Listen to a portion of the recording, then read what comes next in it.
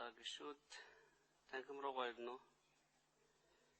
Бүртгэлээр 56 гишүүн байна. Зааланд 8 гишүүн байна. Үдээс хойш хуралдаа 14 цагаас эхлэх ёстой. 14 цаг 23 минут болж байна. Зааландаа ирье. Санал хураана.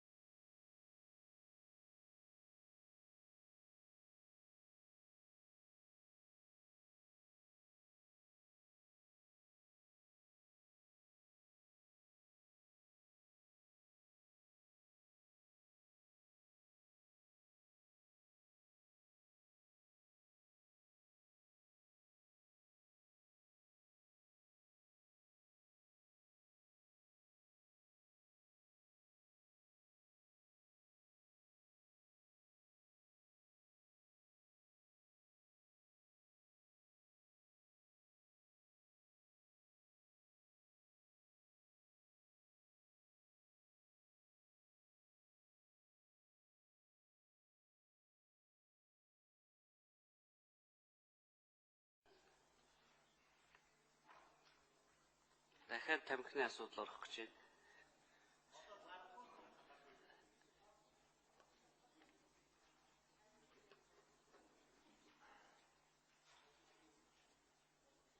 Хууль санаачлагчийн илтгэлийг эрүүл мэндийн сайд удвал танилцуулна. Энэ дээр төрж байна.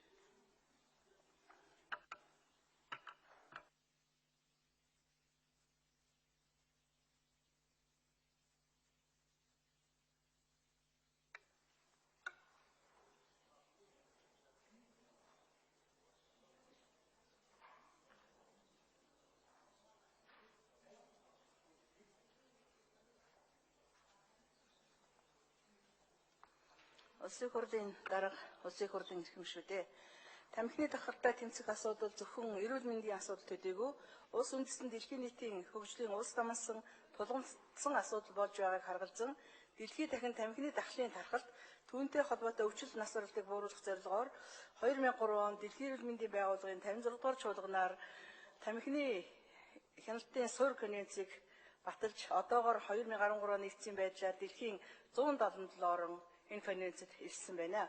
Тамхины хяналтын суурь конвенц нь улс орнууд дангаар болон хамтран тамхины хэрэглээний дэвшин хянах, тамхины утаанд нэрвэгдэх явдлыг бууруулах, тамхины эрүүл мэнд, нийгэм, байгаль орчин, эдийн засагт учруулах сөрөг үр дагавраас одоо ба хойч үеийнхнийг хамгаалах зорилготой гарч байгаа нийгмийн эрүүл мэндийн анхны олон улсын хууль эрх зүйн баримт бичиг болсон юм а. Энэхүү конвенцийг дэмжин Монгол Улсын засгийн газар 2003 оны 6 дугаар сарын 16-ны өдөр гарын үсэг зурж 2003 оны 10 дугаар сарын 24-ний өдөр улсын хурал сойрхон баталсныг нэгдсэн үндэсний байгууллага 2004 оны 1 дугаар сарын 27-ны өдөр албан ёсоор бүртгэж авсан. Конвенц нь 2005 оны 1 сарын 27-ны өдрөөс хүчин төгөлдөр болсон бөгөөд манай улс конвенцийн оролцогч тал болон хэрэгжилтийг ханган ажиллаж байна. Монгол Улсын засгийн газраас тамхины хяналтын суурь конвенцийн үзэл санаа түүнийг даган батлагдсан удирдамж протоколын ерөнхий зарчим арга хэмжээг дотоодынхоо нөхцөл байдалтай уялдуулан нэмэлт өөрчлөлт оруулан тамхины хяналтын тухай хуулийг батлан хэрэгжүүлж байна. Улс үндэстнийг дамнан явагддаг тамхины хэрэглээний дахалтыг нэмэгдүүлж нийгмийн эрүүл мэндэд ноцтой сөрөг үр дагавар бий болгодог асуудал бол тамхин бүтээгдэхүүний хууль бус худалдаа юм а. Тамхины хяналтын хуулийн конвенцийн 14 дугаар зүйл оролцогч талууд тамхин бүтээгдэхүүнийг нууцаар хил нэвтрүүлэх, хууль бусаар үйлдвэрлэх, худалдаалах зэрэг хууль бус худалдааны бүх хэлбэрийг устгах нь тамхины хяналтын хамгийн чухал бүрэлдэхүүн хэсэг гэж тодорхойлсон юм а. Оролцогч талуудын засгийн газар хоорондын зөвшөлт нэгжийг тамхин бүтээгдэхүүний хууль бус худалдааг устгах тухай протоколыг боловсруулах зорилгоор байгуулж уг протоколын төслийг 2012 оны 11-р сард Бүгд найрамдах Солонгос улсын Сөүл хотноо болсон тамхины хяналтын суурь конвенцийн 5 дугаар ба хурлаар хилцүүлэн батлуулсан.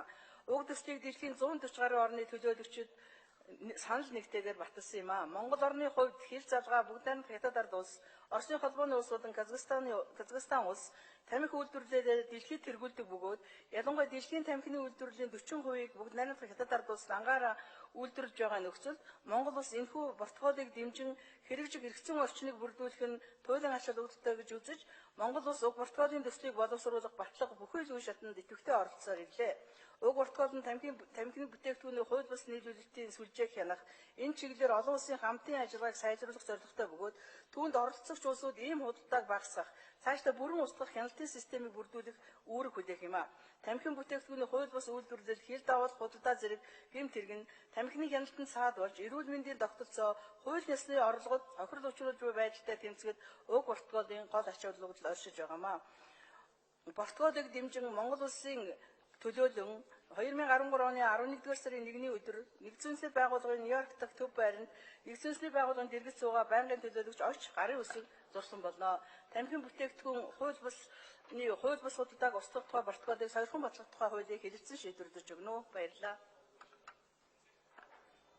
Хуулийн төслийн талаарх аюулгүй байдал гадаад бодлогын байнгын орон санал дүгнэлтийг улсын хурлын гишүүн Нямагийн хурал танилцуулна. Энэ дээр төрж байна.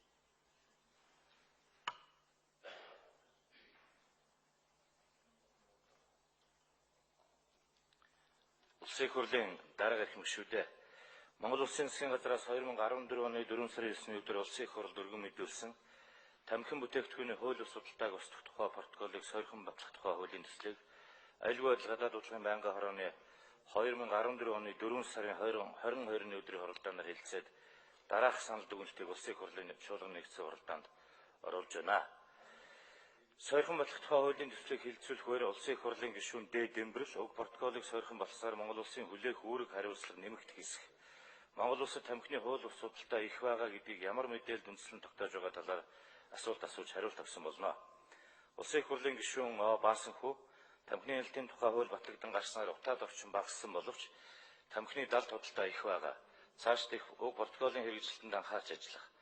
Улсын их хурлын гишүүн Ил Эрдэнэчимэг арх тамхины бизнес түүний хууль бус судалдаа нь дэлхийн нийт түүний дотор манай хоёр туршид анхаарал татсан асуудал болсон энэ үед уг протокол нэгдэн орхон чухал ач холбогдолтой бөгөөд ирээдүйд эрүүл мэндэд учруулах хор хохирлыг багасгахад чухал нөлөө үзүүлнэ гэж тус дэмжиж саналаа хэллээ. Их хурлын эрхэм гишүүдээ тамхин бүтээгдэхүүний хууль бус судалдааг устгах тухай протоколыг сойрхон батлах тухай хуулийн төслийг хилцсэн талаар аюулгүй байдал гадаад урлагийн байнгын хорооны санал дүгнэлтийг хилцсэн сойрхон батлах тухай хуулийн төслийг баталж өгөхийг та бүхнээс харилт тавьсан байлаа. Бинчтгээ дэвшүүлээ. Улсын их хурлын гишүүн Сумын өдрийн урилгаар нийслэлийн сонгон хайрхан дүүргийн 13 дугаар хорооны 44 иргэн төрийн орлоо улсын их хурлын үйл ажиллагаатай танилцж байна. Та бүхэнд ажлын амжилт, эрүүл мэндийн сайн сайхныг хүсэн өрөө.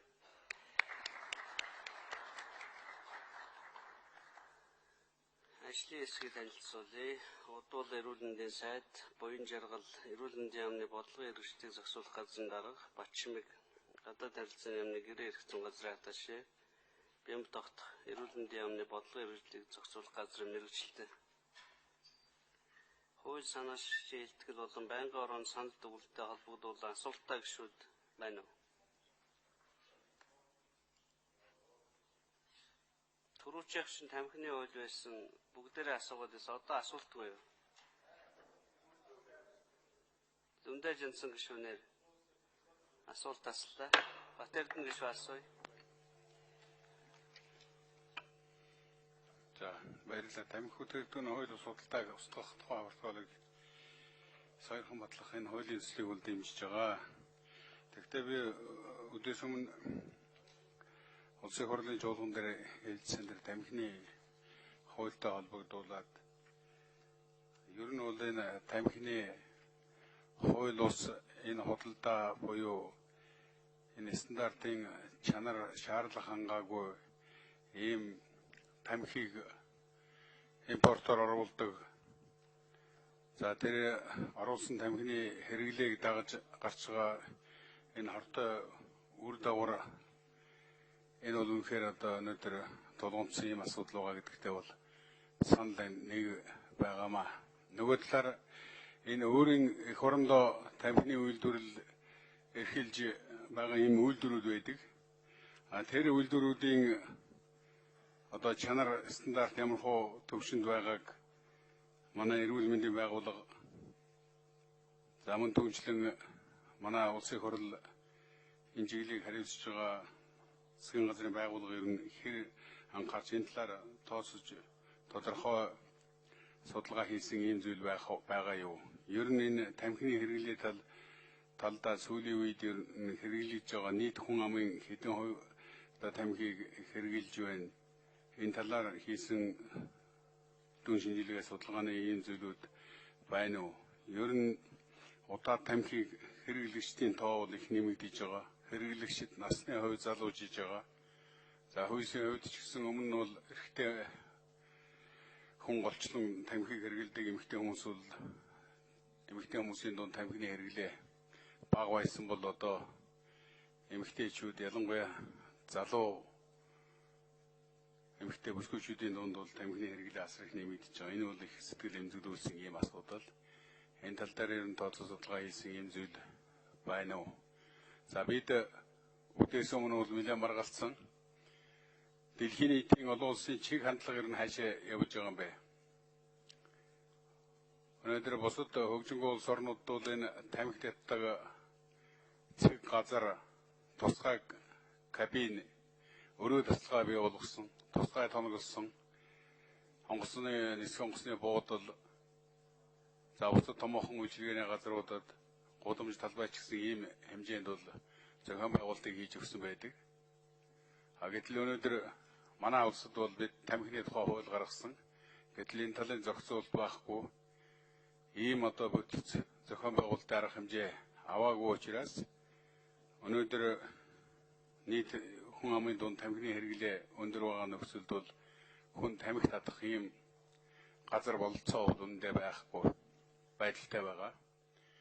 Өмнө Эрдэнэчимэг нарын санаачилж баталгаар гаргасан энэ хуулиар улс орныхоо өөрийн орны бас онцлог гэж байна.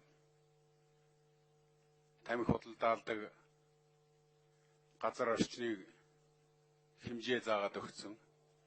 Гэтэл үүндээ хөдөө суманд бол сумын төвийн хэмжээ 500 м-ээс ер нь хол гарахааргүй юм байдалтай. Ингээд амьдралаас их хол хөндий юм хууль батлагдсан өнөөдөр хэрэгжихэд хүндрэлтэй юм байгаа зүйлүүд байгаамаа. Тийм учраас ийм асуудлуудыг бодож тооцож үзэж бид юм хийх шаардлагатай ба ер нь олон улсын түвшинд ямар хуугаан бол энэ талаар нэг хариулт өгөөч гэж ингэж хүсэж байна.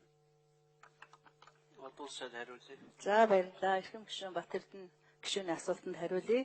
За дотоодын үйлдвэрийн тамхины үйлдвэрж байгаа тамхины стандарт шаардлагыг хаана хариуцдгийг одоо ямар байгаа юм бэ гэдэг асуудлаар асууж байна. За тамхины хяналтын тухай хуулинд бол стандарт хэмжил зүйн газар, мэргэжлийн хяналтын ерөнхий газар, үйлдвэрхэд аж ахуйн яам энэ тамхины үйлдвэрлэлийн тамхины стандартыг тогтоох, хяналт тавихын асуудлыг хариуцж байгаа. За энэ дотор тухайлах юм бол улсын хурал 2012 оны одоо 12 сарын 24-нд баталсан энэ хяналтын тухай хууль түүнээс гадна Монгол Улсын засгийн газрын 2013 оны 191-р тогтоолоор тамхины үйлдвэрлэл, импорт, худалдаа үйлчилгээ тавих хяналт журам, за бас стандарт янжуур тамхины ерөнхий шаардлага, дүнсэн тамхины ерөнхий шаардлага гэх мэтэн бичлийн стандарт хэмжил зүйн газар батлагдсан хэмжил одоо стандартууд байдаг. За тэгэхээр энэ бол одоо ийм тодорхой механизм манайд хуулиараа заагдсан энэ үүргээ бол хариуцсан төрийн захиргааны байгууллага бол хариуцаад явж байгаа гэж ингэж хэлмээр байна. За хоёрдугаар энэ тамхины хэрэглээний талаар хийсэн судалгаа их байдаг.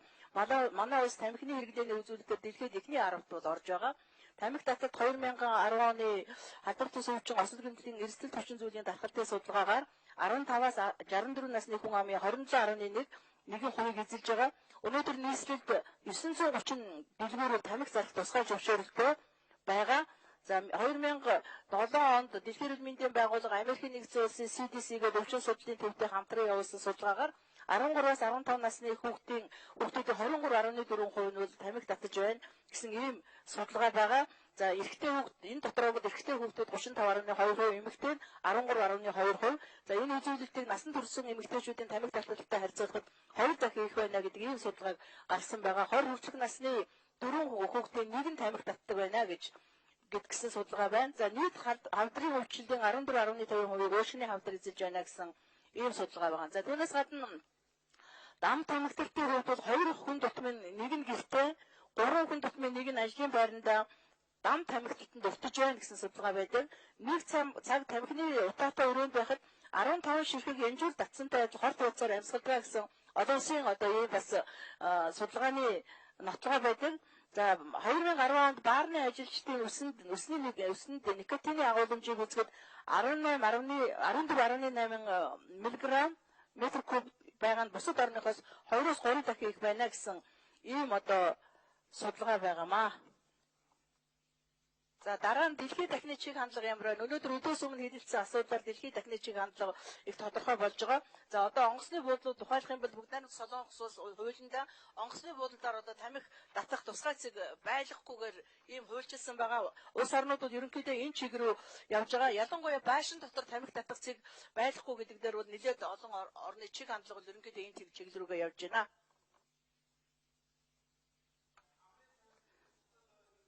Зөндөө жинсэн гişүн асууя. За. Болно. Тийм үү? Тэгэхээр за надад асуултын цаг яваад байна. Энэ нэг л гачи үг хэлчих магадгүй гэл тэгээд над руу яагаад ах шиг байна дээ. Тэгэхээр би бол энэ хуучин үсэл суртлын дайн болж явах үед бол хуучин арх тамхи за тэгээд бусад мөрийтэй тоглоом дамын 8 гээд ингээд хуучин нийгмийн үлдэгдэл гэж ингэж үздэг л байсан л да. Тэгээд ямар тэмцэл явуулдаг байсан гэхээр хөрөнгөтний нийгэмд бол парилтаар нар бол одоо өдөр шөнөгүй ажиллаад стрессээ тайлахын тулд бол одоо тамхи татдаг юм аа. Энэ бол одоо олон хүнийг цус харавхаас хамгаалдгийн утаа тамхи бол гэж ингэж. Тэгээд эдийн засагт бол гүйлгээний татвараар төсөв бүрдүүлэхэд их ач холбогдолтой байдаг юм аа. Ард түмнийг тэгж шулан мөлжиж байгаа юм. За 3 дахь нь бол одоо тэтгэврийн нас уртсыг багасгаад олон жил тэтгэвэр авахгүй бас одоо хэд өндөр наслтыг багасгадаг ач холбогдолтой. За ийм одоо 3 байдлаар бол одоо ингэж гэтэл бол одоо социалист нийгэмд бол хүнийхээ төлөө, хүнийхээ сайн сайхны төлөө ингэж байгаа юм гэдэг. Ийм үзэл суртал бол явагдаж ирсэн. Одоо яг байдал. Гэтэл яг одоо нэрээ бодоод байхад бол дэлхийн ертөнцөөрөө цөмөрөөл энэ архины энэ тамхины тухай бол ярьж ах шиг байна. Өнгөн талаасаа бодвол нэрээ ч одоо яг манай нийгэмд энэ тамхи бол 3 төрлийн одоо хувь нэмрээ оруулаач байгаа юм шиг. Хүнийхээ сайн сайхныг бодвол нийтээр нь энийг бол урьдчилан сэргийлж ялангуяа залуучуудыг, хүүхэд багчуудыг энэ тамхинаас хол хүндий байх асуудал гарцаагүй тавигддаг ийм зүйл юм а гэж ингэж ойлгож. Тухайн үедээ одоо бол бас нэг сурчлагын нэг том юм бол хувь хүмүүсийн хувь эдийн засаг тэр өрхийн эдийн засаг гэдэгт бол тамхины хор холбогдол бол асар өндөр байна гэж. Бүтэн хаг соёлор бол тамхи бас татдаг юм байна шүү дээ хүмүүс чинь. Ням гараг, бям гараг ч гэсэн тамхи татдаг хүмүүс бол бас тамхиа татдаг л гэж байгаа. Тэгэхээр бол өдөрт одоо 3,000 төгрөг, 4,000 төгрөгийн хайрцаг янжуур татаад байхад амжиргааны баталгаажих доод түвшингийн тэр хэмжээний тамхиг бол одоо сард бол одоо татчих гад байна гэдэг. Ийм одоо хувь эдийн засаг талаас тэр хувь хүний эрүүл мэнд гэхээр хүүгэн шуухад хажууд нь байгаа юм ордог байх. Тэгэхээр энэ бол ерөнхийдөө бол гарцаагүй тавигдах асуудал. Гэхдээ би бол юун дээр ингэж анхаарал байна гэвэл тэр хууль бус эргэлтийн хувьд бол нэгтгэхээс аргагүй. Тэр одоо тамхины хууль бус 8 энэ тэр чинь хяналт тавьж нэгтгэх ёстой байх. Дэмгэрэл дарга асуусан байна лээ. Ямар хуу хэмжээний одоо бас эдийн засгийн дарамт шахалт нөгөө хариуцлагагүй байдлаас болоод нэг асуудал тавьсан чинь одоо өчнөө одоо хэмжээний маш их одоо торгуул байдаг юм уу? Тийм ээ, олон улсын өмнө янз бүрийн их хэмжээний одоо мөнгөний торгуул моргуул хүрээд ирвэл манай эдийн засгч бас одоо хөөрхөн муу нөлөөтэй шүү дээ. Энийг гаргахгүй байх ёстой, хуулиараа хориглох ёстой. Олон улсын гэрээнд л одоо ерөөсөө гэрэл байвал нэгдээд байна гэсэн одоо ихтлийн гэрээнүүдэд ингээд үзээд байхад гарцаагүй нэгдэх ёстой гэрээнүүд байна. Тэгэхээр энэ олон улсын гэрээнд ямар одоо зүйл дээр судалгаа хийгээд гарцаагүй Монгол улсад ач холбогдолтой одоо гадаадын шахалт дарамт байдаг л байх олон улсын байгууллага. Тийм юмыг харгалзахгүйгээр би бол одоо халимны хууль бус агналтын юмыг манайх зөвшөөрчөөд одоо бол амаа барьж явдаг. Тэгэхээр энэ янз бүрийн юмд одоо маш эренб дараатай приоритет өгсөн юм байна уугүй юу гэдгийг л би асуух гээд байна. За зөндөө жинсэн гишүүнд 1 минут нэмж өгье. За тэр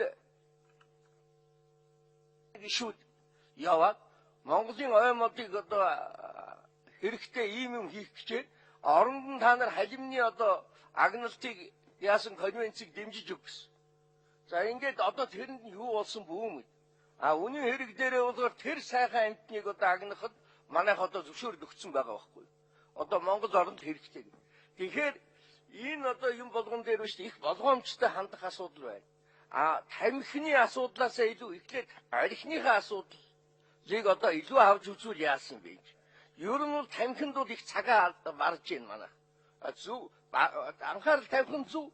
Гэхдээ тамхин дээр бол арай л илүү одоо хайрын цагаад одоо алдаал яриад байгаа. Хэрвээ гаргахаар бол тамхин дээр олон таван юм ярихгүйгээр зүгээр шууд амнаас хол юм гээ зүгээр конопо дараад байвал яасан.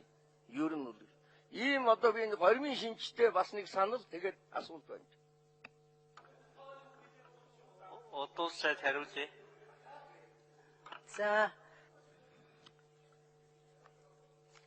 За энэ протоколыг одоо нэгдэн орж соёлхон баталснараа бол манай орон ямар үүрэг хүлээх вэ гэдэг асуудал. Энэ протокол ер нь юуны тухай протокол юм бэ гэдгээс их шууд шалтгаалж байгаа. Энэ протокол бол дотоодын зах зээл дэх тамхины худалдааг зохицуулах баримт бичиг биш. Энэ протокол бол тамхины импорт, экспорт үйлдвэрлэлийг энэ олон улсын улс хоорондын төвшөнд явагдаж байгаа энэ процесс хяналт тавих ийм одоо зохицуултын механизм одоо хэрэгсэл байгаа. За хуурамч бүтээгдэхүүнийг зах зээлд оруулах брендийн нэр барь давхар экспорт хийх, тусгай зөвшөөрлгүй тамхи зарах зэрэгээс сэргийлж байгаа ийм зүйл. За манай орон энд нэгдэн орж сойрхон баталснараа бол олон улсад бүртгэлтэй үйлдвэрлэлээс тамхиг импортлдог болно. За мэдээ тайлангаа гаргаж олон улсын түвшинд энэ тамхины одоо эргэлтийн талаар мэдээлэл авдаг болно.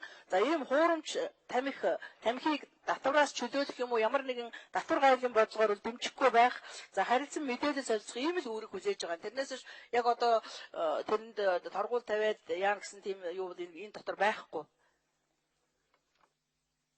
За архины асуудлыг би нэмээд бас хэлчихэд архины секторт тэмцэх тухай хуулийн төсөл одоо явж байгаа яамдуудаа санал аваад явж байгаа. Бас архины хяналтын үндэсний хөтөлбөр 2 дугаар хөтөлбөр яамдуудаа санал аваад бэлэн болсон.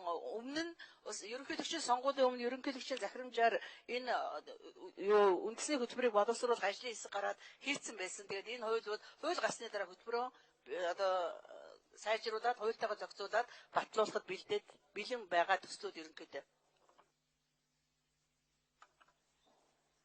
Гишүүд асуулт дууслаа. Үг хэлэх гишүүд байна уу? Зөндөө гишүүд үг хэлээд хэрэггүй гэж л. Үг хэлэх гишүүн байхгүй байна. Санал хураа. Тамхин бүтээгдэхүүний хууль бус судалдааг устгах тухай протоколыг сойрхон батлах тухай хуулийн төслийг батлая гэдгээр санал хураая. Санал хураалт.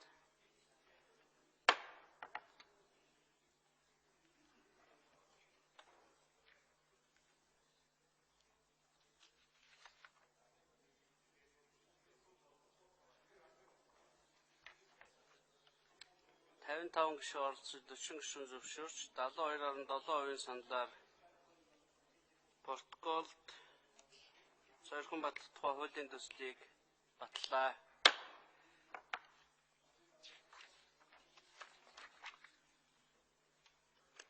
Дараагийн асуудал. Эдийн засгийг эрчимжүүлэх зарим арга хэмжээний тухай улсын хурлын тогтоолын төслийн хэлцэх асуудлыг эхлэе. Хууль санаа ширхэг илтгэлийг эдийн засгийн хөгжлийн сайд Батбаяр танилцуулна. Энд дэр төрж байна.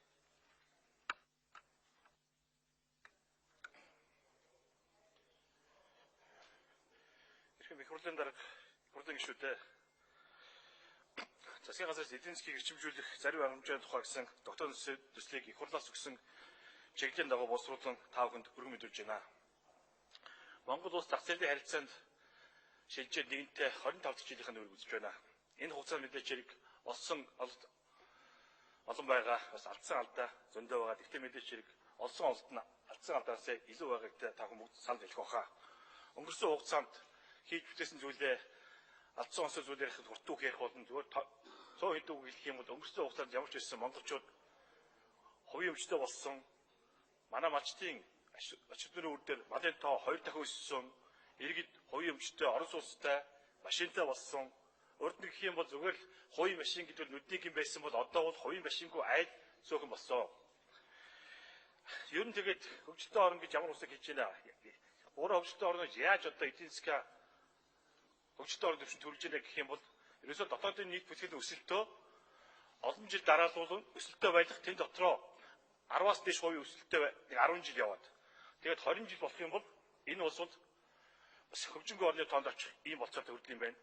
Тэгвэл өнгөрсөн та бүхэнд бид материал гаргаж байгаа Монгол улс 90 онд зах зээлийн харилцаанд орсноос хойш Монголын банкны эдийн засгийн үзүүлэлтүүд ямар нэгэн өөрчлөлтөд гарсан гэдгийг харуулсан байж байгаа. Бид нар бас ингээд энийг бас эргэж харах цаг нь ус юм шиг байгаа. Ингээд үзэхэд бол Монгол улсын өнгөрсөн 20 зах зээлийн харилцаанд орсон 24 жилийн хугацааг аваад үзэх юм бол дотоодын нийт бүтээгдэхүүн өсөлтөөр хасахтай байсан 5 жил байх юм. Тэр нь болохоор зах зээлийн эхний жилүүд 91, 92, 93, 94 онд байж байгаа. Дээр нь 2009 он. Бусад жилүүд нэмэгтэй байсан байгаа. Нэмэгтэй байх жилүүдээс нь бол 2 оронтой тоо буюу 10%-аас дээш жилийн өсөлттэй байсан чинь 5 жил байгаа. Энэ 2004 он, 2007 он, 2011, 12, 13 он. Өөрөөр өнгөрсөн онд Монгол улсын дотоод мөнгөний өсөлтийн хувь хэмжээ 11.7%-тэй байсан гэдэг нь Монгол улс анхудлаа түүхэнтэй 3 жил дараалан эдийн засгийн өсөлтөө 2 оронтой тоонд байлгалаа. Тэгээ 11.7% үзүүлэлтээр дэлхийн одоо 200 орчим улс дотор бол эхний 10 багцын ийм үзүүлэлтийг гаргаж өгч чадсан байна. Тэгэхээр бидний засгийн газрын зорилт Монгол төрийн үүрэг гэх юм бол энэ эдийн засгийн өсөлтийг 2 онтой тоонд ойрын 10 жилдээ цаашид 20 түүнээс дээшлэлтэй энэ дүндэрчэнд хадгалах явуул бидний эрхэм зорилт. Ингэж чадах юм бол монголчуудыг хүн болон ажилтны төрөлтэй байж амьдралд хангалуун ил мэдээлэл баяж амар сайхан амьдрах нөхцөл бүрднэ. Энийг зөвхөн монголчууд бид өөрсдөө хийж чадна. Энэ бол бус орнуудад харахад ойлгомжтой болж. Тэгэхээр энэ дээр юу нөлөөдөг юм бэ гэж. Бус орнууд тушраас аваад үзэх юм бол эдийн засгийн доктортой өслийг хангах хамгийн гол зүйл улс төрийн доктортой өсөл байж байгаа гэж. Улс төрийн доктортой өсөл. Энийг хангаж байл өөрөөр улс төрийн доктортой нөхцөл дээр суурилсан эдийн засгийн нэгдсэн тууштай урт хугацааны бодлого явж байж улс орнууд энэ амжилт хүрдэг юм байна. Тэгээ манай улсыг аваад үзэх юм бол өнгөрсөн 90 оноос хойш энэ 24 жилийн хугацаанд бол 13 засгийн газар ажилласан байна. Өнөөдөр Алтан ерөнхий сайдын засгийн газрууд 13 засгийн газар нөөж байна. Эндээс 2 засгийн газрууд одоо бүрэн хугацаар ажилласан байж байгаа. Тэр нь Жасраагаан засгийн газар, Энх 2 ерөнхий сайдын засгийн газар. Бусд нь бүгд хугацаанд